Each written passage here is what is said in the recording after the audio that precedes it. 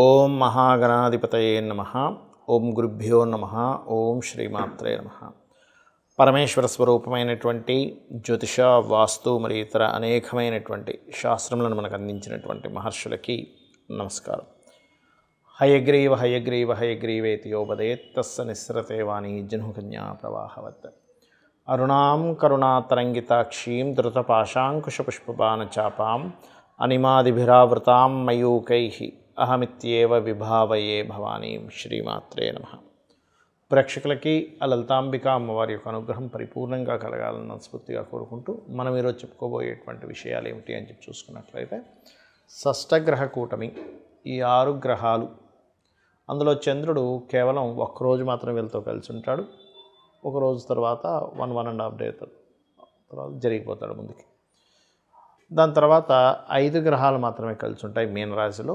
ఈ 5 గ్రహాలు కూడా 14వ తేదీ వరకు కలిసి ఉంటాయి. దాని తర్వాత రవి, దాని తర్వాత శుక్రుడు, అలా ఒక్కొక్కటి మారిపోతూ ఉంటుంది. మరి ఈ 14 రోజుల పాటు ఈ గ్రహాల యొక్క కలయిక వల్ల ఏప్రిల్ మాసంలో, మార్చ్ ఎండింగ్ నుంచి ఏప్రిల్ 14వ తేదీ వరకు ఎటువంటి ఫలితాలు రానున్నాయి, ఏ విషయాల పట్ల జాగ్రత్త వహించాలి అనేటువంటి విషయాలు చెప్తుంది నేనైనప్పటికీ కూడా చెప్పేస్తుంది సాక్షాత్ లలిత అమ్మవారిగా భావిస్తూ ఒక్కొక్క లగ్నం గురించి, లగ్నం తెలియని వారి రాశి గురించి తెలుసుకుందాం.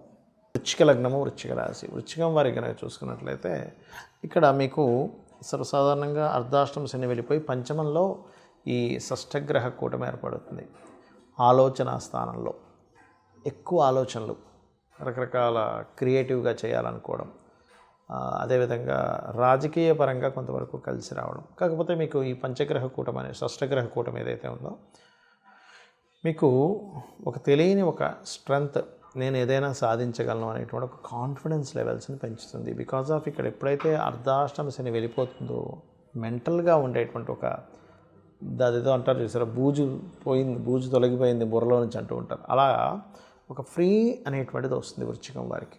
ఎప్పుడైతే 5వ స్థానంలో రకరకాల ఆలోచనలు, లాంగ్ జర్నీస్ చేయడము, బ్యాంకు నుంచి సహకారాలు, గురువుల నుంచి సహకారాలు లభించడము, ఇటువంటివన్నీ కూడా కలుగుతాయి. మరి జాగ్రత్త ఏ విషయాల్లో పడాలి అని చెప్పి చూసుకున్నట్లయితే, ఇక్కడ ప్రధానంగా ఉద్యోగ సంబంధించిన విషయంలో మార్పులను ఇస్తాయి, గుర్తుపెట్టుకోండి. అంటే ఇప్పటివరకు చేస్తున్న ఉద్యోగం కాదు, ఏదైనా వ్యాపారం ప్రారంభించాలి, క్రియేటివ్గా అనేటువంటి ఆలోచన విధానాన్ని మీరు మారడం కానీ, అవతల వాళ్ళు మిమ్మల్ని మార్చడం కానీ, చేస్తున్న కంపెనీ వాళ్ళు, ఇటువంటివి కలుగుతాయి, గుర్తుపెట్టుకోండి.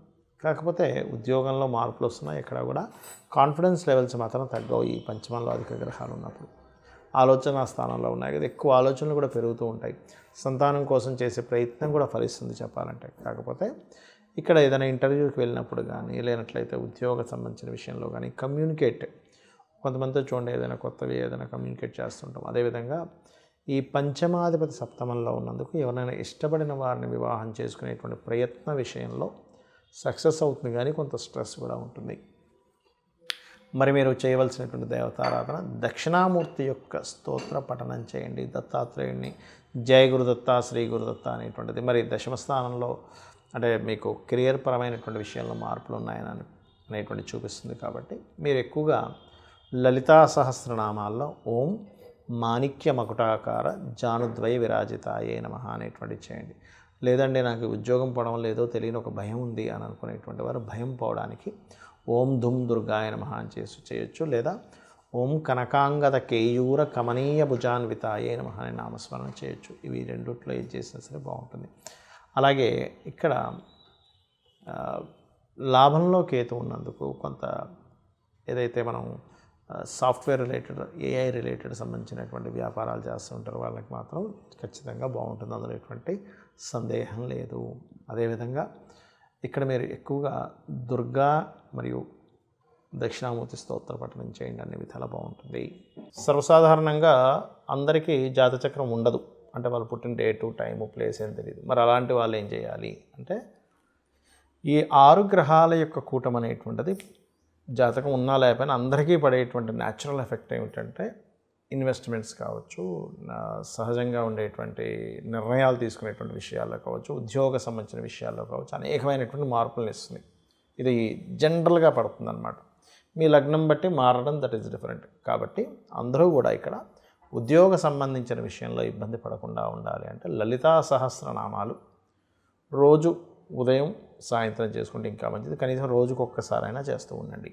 అదేవిధంగా అందరూ కూడా గోశాలకు వెళ్ళి గోవులకి కాస్త బెల్లము, అదేవిధంగా చూసుకున్నట్లయితే గ్రాసము ఇవి తినిపిస్తున్నట్లయితే ఇబ్బంది ఉండదు. అయితే మరి ఈ షష్టగ్రహ కూటం అనేటువంటిది దేశకాలాల మీద ఏదైనా ఎఫెక్ట్ పడుతుందా, ఏదైనా రోగాలు లాంటివి వస్తాయా అంటే ఒకటే గుర్తుపెట్టుకోండి, మనం గతంలో కూడా ప్రిడిక్ట్ చేసాం. అప్పుడు ఏదో అయిపోతుంది, కరోనా లాంటిది ఏదో వస్తుంది అంటే అట్లాంటిది ఏమీ రాదు, ఏదో చిన్న వచ్చిపోతాయి కానీ లాక్డౌన్స్ లాంటివి ఏమీ జరగమని చెప్పాము. కాకపోతే ఈ 14 రోజుల పాటు ఉండేటువంటి గ్రహాలు కలిసి ఉన్నప్పుడు ఏమవుతుందంటే కొంచెం ఇమ్యూనిటీ సిస్టమ్స్ మీద, కొంచెం తీసుకునే నిర్ణయాల మీద, దేశకాల పరిస్థితుల్లో తీసుకునే నిర్ణయాల మీద, అదేవిధంగా ఇక్కడ మీకు ఈ 6 గ్రహాలు ఇక్కడ ఉండగా ఇక్కడ కుజుడు ఇక్కడ ఉంటున్నాడు 3వ స్థానంలో. కాబట్టి ఏంటి, కొన్ని సరిహద్దుల్లో కొన్ని దాళ్ళు లేనట్లయితే ఈ పర్టికులర్గా ఈ శని రాహువులు కలిసినందుకు మీన రాశిలో పెద్ద పెద్ద పీఠాధిపతులకి, గురువుల మీద కొంతవరకు ఎఫెక్ట్ కలగడము, కొంత ఈ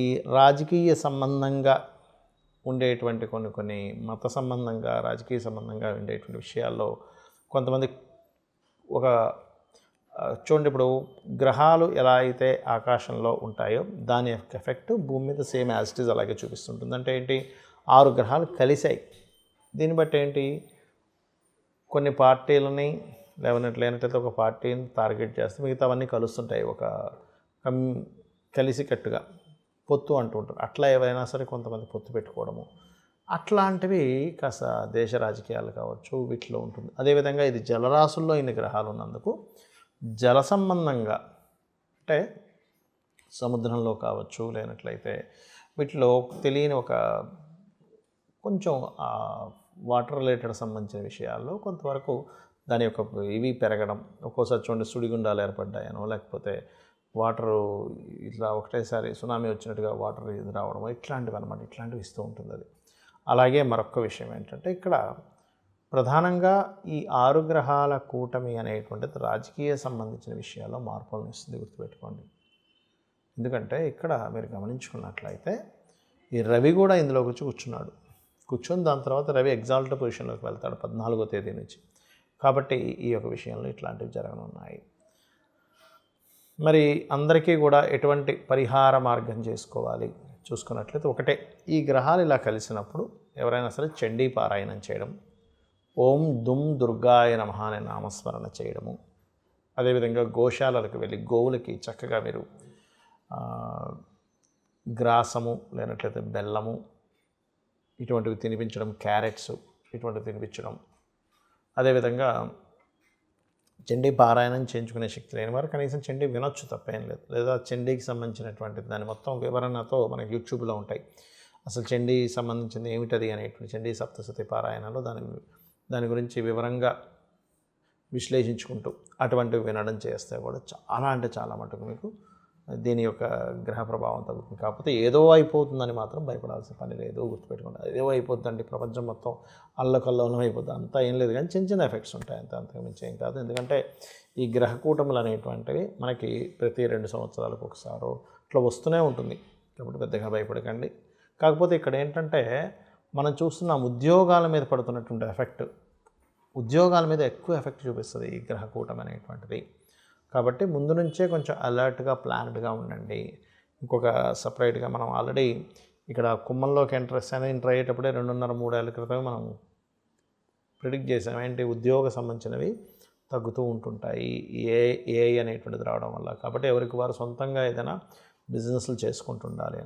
సో అందుకని ఏంటంటే మీకు మీరుగా ఏం చేసుకోగలరు, తక్కువ ఇన్వెస్ట్మెంట్తో ఏం చేసుకోగలరు అనే ప్లానింగ్స్ ఎక్కువగా వేస్తూ ఉండండి. బికాజ్ ఆఫ్ ఈ శని ఇప్పుడంటే మీనంలోకి వస్తుంటాడు, కానీ ఇంకొక 2 సంవత్సరాల దాదాపుగా 2 సంవత్సరాల 1 నెల 2 నెలల తర్వాత ఇక్కడికి వెళ్తాడు మేషంలో, అంటే నీచ పొందుతున్నాడు. కాబట్టి ఈ యొక్క విషయంలో జాగ్రత్తగా ఉండండి. అందరూ కూడా అమ్మవారి యొక్క నామస్మరణ, అందులో ముఖ్యంగా ఉద్యోగం పోకుండా ఉండడానికి ఓం శ్రీమాత శ్రీ మహారాజ్ని శ్రీమత్ సింహాసనేశ్వరి నమః అని చేసుకోండి. అమ్మవారి అనుగ్రహం మీకు పరిపూర్ణంగా కలుగుతుంది. శ్రీమాత్రే నమః.